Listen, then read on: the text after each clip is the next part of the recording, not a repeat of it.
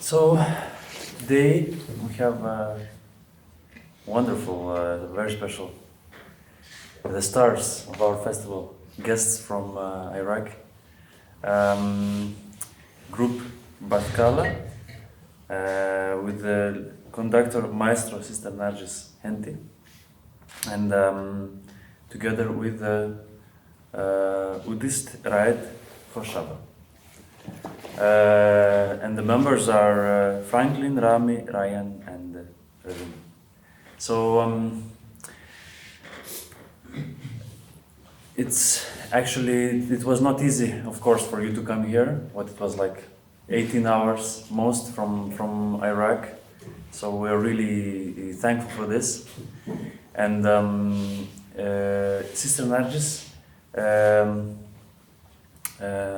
actually met Gabia in our leader of Gaiash ensembles in Pontificio Instituto de Música Sacra. Maybe you could elaborate a little bit. How did you decide to go to study in this university? Yeah, thank you for inviting us, and thank you for hosting us today for this seminar. I decided to go to study music in Rome because since my childhood I sang and I went to church. I learned the Aramaic language and to sing in Hudra, our breviary, which is in Aramaic. But I didn't have the possibility to study music.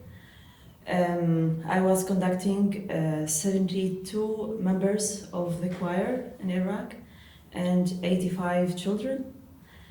But all of my learning music was by ear, so it was orally.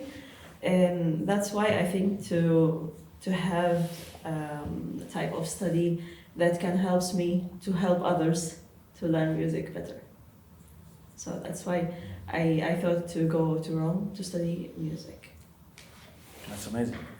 And so you are, as you said, you learned by ear, you learned by tradition when you were younger. Yeah. And so have all of you guys you, as I understand, grew up in Iraq, and you learned what you do in your tradition. It was in. Are you all members of Chaldean Catholic Church? Yes. Yeah. Yeah. Could you please elaborate a little bit for us, people from Lithuania? Could you explain a little bit what is Chaldean Catholic Church? Why is it Catholic in Iraq? Why is it an Eastern church? And just a little bit of history, maybe. Okay. Yeah. The name of our church, first of all, is Eastern Church, or the Church of East. After that, the name was changed to Chaldean Church. But from the first century, we had a place named Qastifon, in a city named Kuchi. When Adey Emari, the apostles of St. Thomas, came to Iraq, and since the 70 AD, we had Christians in Iraq, and we had the first church in Kuchi. So the Christianity in Iraq came from the first century. After that, we split with a Byzantine church in the 5th century. And then in the 16th century, we had the unity with the Catholic Church, a part of the Church of East, which is Chaldean Church now. We have they united with Catholic Church. So after that, after the 17th century, we became our name became Chaldean Church, as a symbol of Mesopotamia, our earth. And Babylonia, Chaldean, the population who lived many years ago before Christianity in Iraq. So that's truly amazing. And so this Chaldean Catholic Church, what is the, could you explain the specifics of liturgy? How much different is it from, for example, Orthodox liturgy or Catholic liturgy? From Byzantine or Catholic? Because it's, as you said, it's Eastern, but it's Catholic at the same time. Yeah. Well, our liturgy became from, I told you that from the 1st century with Adei Emari. So our Mass, named Anaphora of Adei Emari, so it contains prayers who became from 1st century that we sang yesterday, La Khumara. And it's all the liturgy, we can sing it from the first till the end. Divided, we can say that with Adei Emari, the Mass will established, and we had from the beginning Ramsha Esapra, the liturgy of hours, which means Vesper and morning prayer. And there was another type of prayer who came from the monastery. Till the 6th century, we didn't have in the cathedrals, in the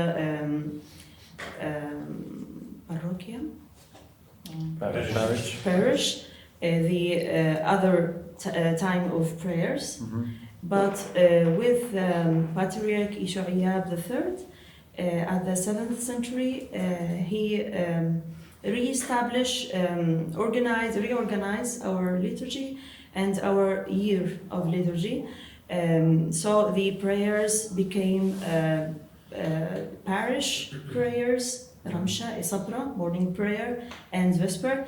In addition, the other prayers of monastery. So Quta'a, Suba'a, Qalat Mawtwa, etc., etc. It's the time of prayers, that 5 times of prayers that you know all. So that is, yeah.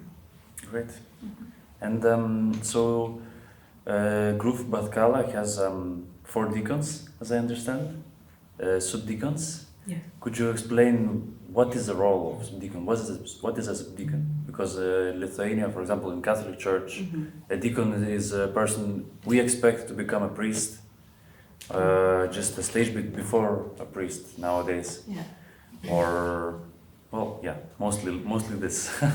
So no, in our church is a bit different because it's a serf in the church who started from the 1st century, especially from the 3rd, 4th century when Saint Ephraim founded the 2 schools of Nasibin and Edessa.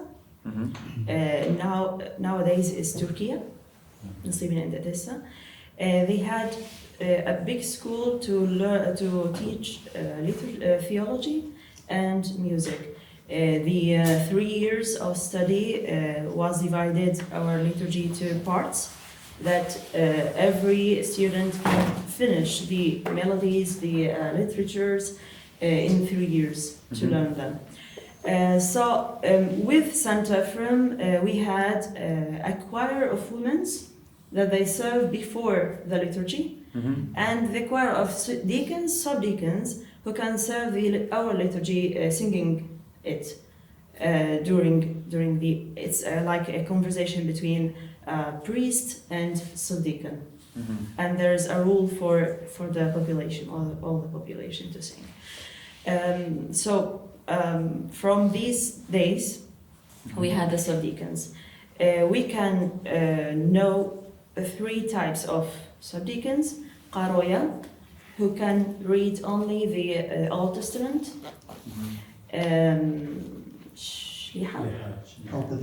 Hopadiakna or Shlihaya, who can read St. Paul letters. And Eungalaya, who has the authority to read the Bible, the Gospel. The Gospel. Yes. So there are 3 types of, very interesting. of subdeacons. Right. They are Hopadiakna, all of them. are subdeacon. Second. So they Second. can read letters and all. Okay. Second level. All right. The third level of deacons can decide to be priest after that. I see. Do you guys want to? Do you want to become a third level deacon? To be honest, hopefully one day, because there is an opportunity for us. So if everything will be smooth, so why not? Yeah, you know, in our church, when you say a deacon or a shamasha yungadaya, the third level, it means he is the leader of the deacons in that specific parish or church or the archdiocese. So to be a fully deacon or a third level deacon, an evangelical deacon, let's put it that way to make it easy for you guys, you need to be an expert of this book. You need to memorize all the melodies. You need to know all the liturgy, because you will be leading the basically all other deacons. You will be leading the population in the prayer. So you need to be an expert. So that's why when we talk about full deacons or evangelical deacons, we always see them somehow a bit older than our generation, because you need to be experienced to get there. And then also other than that, we consider them as the assistant of the priest. So he has the right to take the communion to the homes of sick people on behalf of the priest, if the priest is not available, for example. And so on. So you need to be well experienced, you need to know all the liturgy, and you need to be having some free time for the church, because you're almost a priest, so you're doing everything almost on behalf of the priest. So for us, of course, we hope one day we will be there, but speaking of now, 2025, for all of us, it's too early. And then for us it's okay, but for them, for example, if you become Shamasha Ngalaya, after that you can't get married if you're not married, because in our church it is considered the first step of the priesthood. So if you're not married and then become a third degree or third level shamasha or a servant, then that's it for you. You can't get married, just like priests. So there's that too. So yeah, speaking of this group, this somehow especially, but of course we hope so. It's very interesting, and you explained a little bit about, and you mentioned that deacons have to memorize chants, memorize singing, and I wanted to ask how much overall is a deacon as a cantor, as a singer, as a chanter in the liturgy, and you explained that there is a choir as well, and a priest also sings. Yeah. So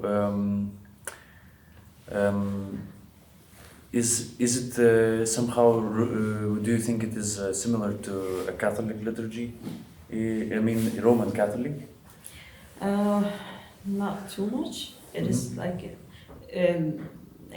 we are a Catholic church, but we maintain our Eastern liturgy. So it's almost all of our liturgy singing. You have to sing it, and there's a prayers that difference between our liturgy and the Latin liturgy.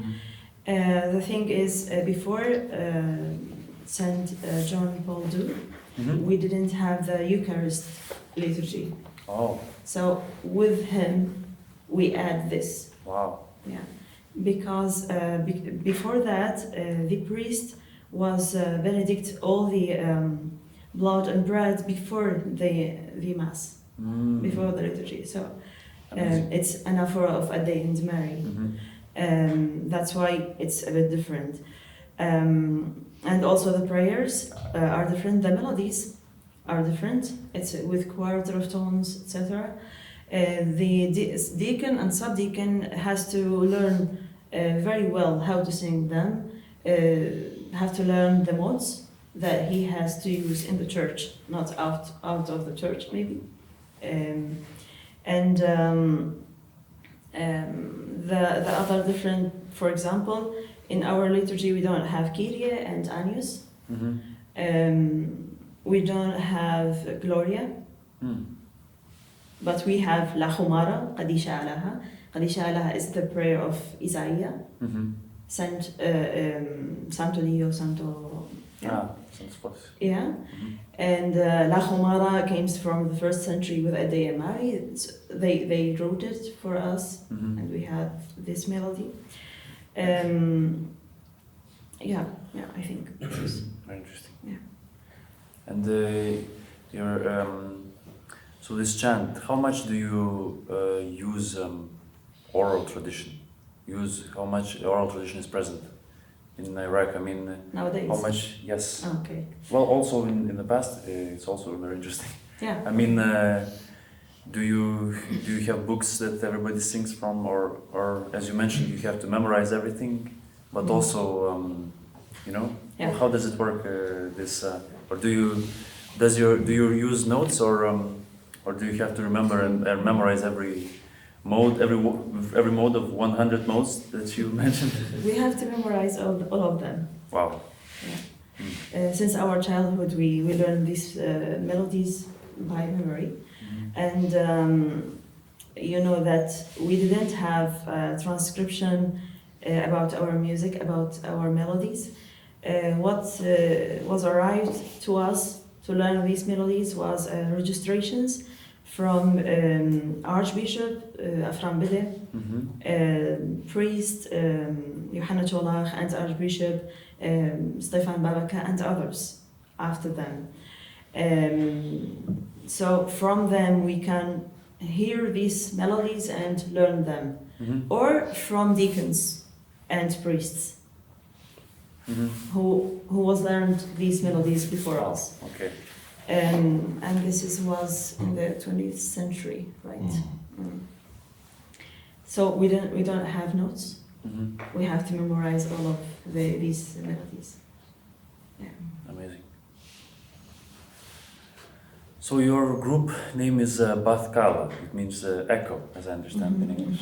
Could you elaborate why did you choose this name? Yeah. And you created this group this year, Yes. 2025. Yeah. So when I were in Rome, my thesis was creating a new sacred music school in Iraq. And I talked about Edessa and Nasibi. The school was founded by Saint Ephrem in the 4th century. And I thought that we can create the same school who can have these ancient melodies and put our modernity, it's not modernity, like transcribe our melodies, try to present them to the world, and maintain them for the next generations. So that's why I created Bath Qala Sada, to be an echo from these schools, to present our melodies, to have this role in our church, and to tell the world who we are, what is our melodies, and to try maybe to somehow transcribe, because we don't have to exact transcribe our melodies, because the Arab, which is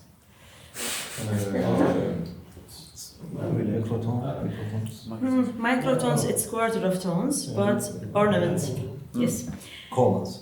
Yeah, because the ornaments that contain these melodies, we cannot transcribe them, because if we do, we will limit these melodies in this transcription, because our melodies based on also the capacity of the singer. For example, one sentence, if I will sing it, I will sing it different from Ryan. Wow. So he has to be free to present or sing this melody as he wants.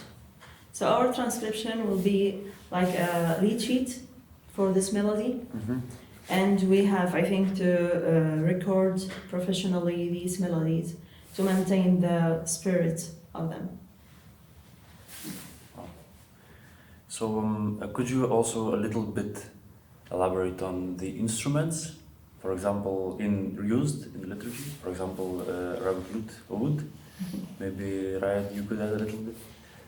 Really, I don't have more to talking. I'm guest. they are the group. Really, this traditional melodies, I can say, all the church don't use instrument. The instrument maybe before 40, 50 years ago, sometimes in the church.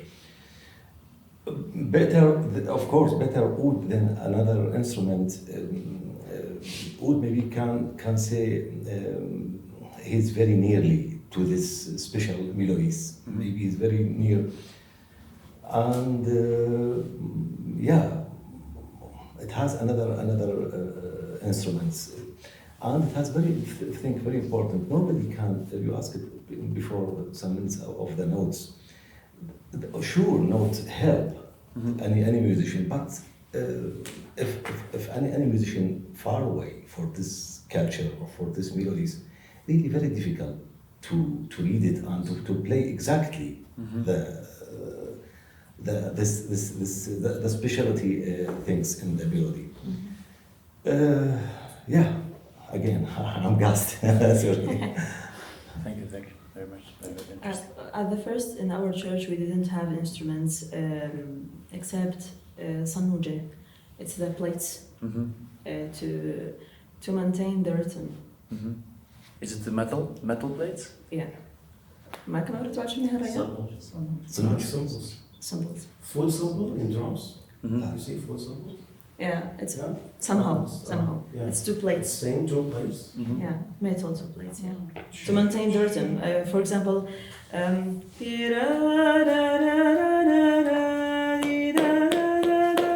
like this, to maintain the rhythm. But all the important role is to a human voice to sing this melody. Yeah. And maybe in 20th century we start to use a keyboard. Who we can it's a Chinese keyboard. We can play a quarter of tone on it. Yeah. So yeah, so the churches nowadays can use keyboard and maybe oud. Sometimes nowadays, yeah, I said in the 20th century, yeah. You mentioned in description that there is a Jewish influence. What is exact name of the thing? Madrasha. Madrasha. And so could you please explain a little bit what is the Jewish influence in your scene? Okay. First of all, the Jewish influence was because the presence of Jews in Iraq, the Babylonian Jews. Till the 1st century, for the diaspora that they had, and the Bible, Nebuchadnezzar, he picked them up from Palestine to Iraq, to Babylonia. So the first thing that we also you in the Latin Church was the psalm. So we had in our liturgy, the liturgy of ours, a lot of psalms. We can sing them in different melodies. The second thing is midrasha. I told you about it. So midrasha in the Jewish tradition are the madrasha, darsha. It came from lesson. So before, before at the 1st century and after on, not all the population could read the Bible. So that's why our fathers of the church transcribe or write some poems based on the Bible verses, and they put simple melodies from the 3-4 notes composed, and it was like a way to memorize these melodies, this verse from Bible, these stories from how Jesus came on a Palm Sunday, how he enters, blah blah blah. And one of them we will sing it in our concert. It names Amen Amen Amar Nachon. It's literally a verse from the gospel. So it was a mode to a way to memorize these melodies, these texts more easily. And yeah. So Madrasha was darsha, lesson, to teach them. In the Jewish tradition, it's not melody with melody. It's just like a text to read and to learn. And in our church, it's sing, like we have refrain and strophes. We can sing them and repeat them every time to memorize them. Could you a little bit, as you mentioned, explain about tonight's concert, the program? What are we going to hear today? You chose a theme of life, resurrection, and renewal. Yeah. The theme. Could you a little bit explain the theme and then a little bit about what chants will we hear today? So the title of our concert talked from the Hudra, which is our breviary. This is named Malbanutha. It's a teaching of resurrection. What happened during the resurrection, crucifixion and resurrection, etc. So a deacon or a priest will sing before the mass this Malbanutha, this teaching, and at the end he say قيامتا وحيا وحداثا عن خون. It's resurrection and renewal with them. They answer him. It's like announcement for the resurrection. So this is the title. I chose the melodies from a big part from the Palm Sunday, Good Friday, and Resurrection. First of all, we will start with a different type of our melodies, which is Tishwahta. It's like a hymn, Madrasha, with refrain and strophes. Onitha, it's a small melody with Bible texts.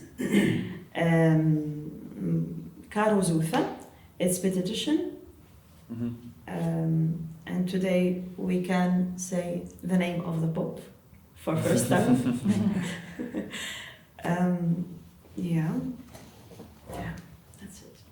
All right, great. Well, I'm really excited for the concert.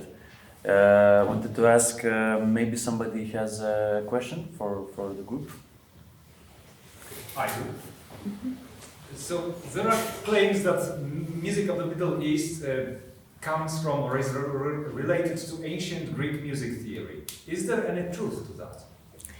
I'm not sure about that because we are Mesopotamia, so we don't know the real influence from where it came. Mesopotamia, you know that they were a population that all the things was start with them. So also we had Babylonian Jewish in Iraq. So I cannot say we take some influence from the Greek music. And the other thing it was the war from the empire, Persian Empire. So we cannot have a contact with the Greek civilization. So that's why I think it's not. Okay, thank you. Yeah. Someone else? Yes. During one of the dinners, we had an opportunity to hear not only sacred music, but also we were grateful to hear also leisure music, even few love songs of evening. I wanted to ask, in today Chaldean Church life, how tradition of sacred music is connected with the tradition of music, which is in other daily activities such as evening, maybe even work. Is there a connection? Is there still connection? Do you still have, for example, living tradition of dance music? I wonder, and is it connected? Mm-hmm. It's not connected, but we live in the same place, right? Before that Islam comes to Iraq, so it was to Mesopotamia. It was before the 7th century. We were all Christians, and we didn't have the Arabic music, so we didn't have the modes and maqam, who calls maqam today now. So before that, I talked with Mr. Ra'ed about this. We had in our hudra something named Qala. It's such a melody, Qala rish haylawatha. And we all know this rish haylawatha, that this is the melody. So the name wasn't maqam, wasn't mod, the name was Qala. And on this Qala, we can put other poetic lyrics. We don't know how to explain it till now, but it is before mod. With coming of Islam, we had maqam, we had exact notes, for example, for bayat, with quarter of tone, the third note, etc., and other maqams. So with them was entered really a folk music also. So nowadays the church music, the liturgical music is a bit different from the folk music, but it's normal that the same person who came to the church to pray can learn the folk music. For example, Rayyan can sing the folk music. It's I think the thing is the type of melodies, the ambience of this melody are the same, like with maqam, with Arabic maqam, but has another type of. Yeah. We have also dancing. It's a tradition dance. We are from a different villages from Iraq, so our dialect, we speak Aramaic together, but it is not liturgical Aramaic.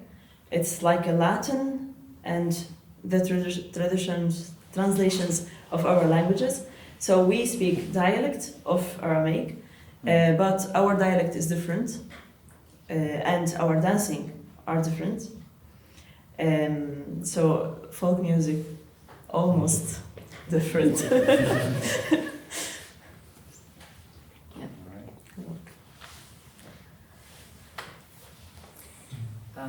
Thank you so much. Can we see the book inside? Because now it's big and closed. And can you tell us how to... You read from right to left. What do you how this work? I think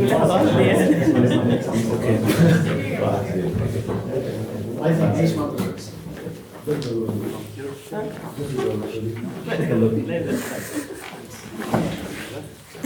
The text is right from right to left. It's like Arabic or English. Yes, this is unlike the music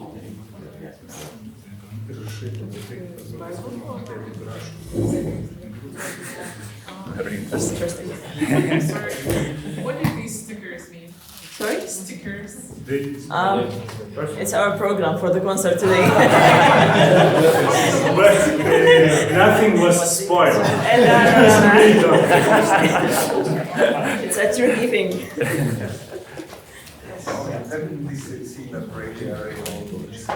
Just to make things easier.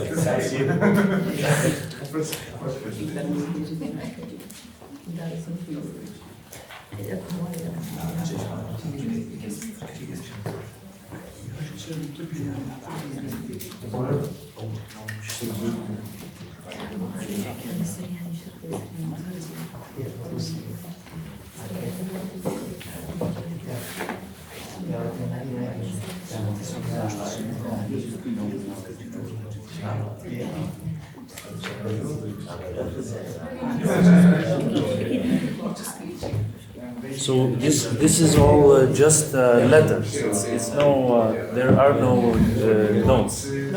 So everything that you will sing tonight will be from memory. Yeah, I tried to transcribe them, to have contact with Mr. Rite, to be more flexible, and to have like a lead sheet from this melodies. Yeah, I want. If you want, I will show you something.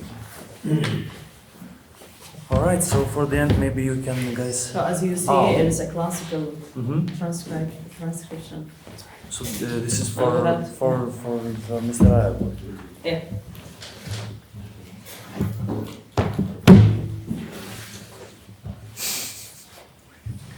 All right. Yeah. Okay. Mr. Rite wanted to add something about this language, the roots of this language. Yeah. Sure, the roots for this language, when it has a lot of minds say from Akkadian civilization. Yeah. We're talking of 2,500 before Jesus. Yeah, the language is after Sumerian civilization, coming Akkadian, and after Akkadian, the tools for language, Babylon and Assyrian civilization, they used the same. Okay, this is a little bit modern. I cannot say exactly 500 or 600. Nobody. But the tools for this language, sure, very very old. Yeah. Okay. So how do you call this language exactly? That today we will. Surat. 9. Surat. It's dialect. Surat, it's dialect Okay. that we speak, but this language is Eastern Assyrian Eastern. Assyrian. or Chaldean Church or Aramaic to be more Neo-Aramaic. Yeah. Right. There's a big study I know, like for such a language, but like it's a specific division in language study. So just to see how old the language is. I think I know a big group in British and Spain. They are still making such study. Yeah. And it depends on the rivers, Euphrates, that we divided from Eastern, Western. So Eastern Assyrian and Western Assyrian. Okay. So we speak and pray with an Eastern Assyrian. Because you're east of that. Or Euphrates. Amazing. So this is your language you speak among yourselves with this? Or no? A dialect of this. A dialect. But you understand or you have to study a little bit? We have to study it. Yeah. You have to study. That's the. I cannot read it. We have to study. Yeah, I cannot. This is the original of the dialect we're studying. Okay. I see. All right. So thank you very much. And tonight at 8 p.m. at Bernardine Church, and on Sunday at 10 a.m. In the Mass, in the liturgy at Išganytojo Church, Redeemer, in Antakalnis. You will be able to hear this absolutely amazing group. So thank you guys so much. It's absolute pleasure. And so that's it. Thanks again to Bažnytinio Paveldo Muziejus for letting us be here. Thank you.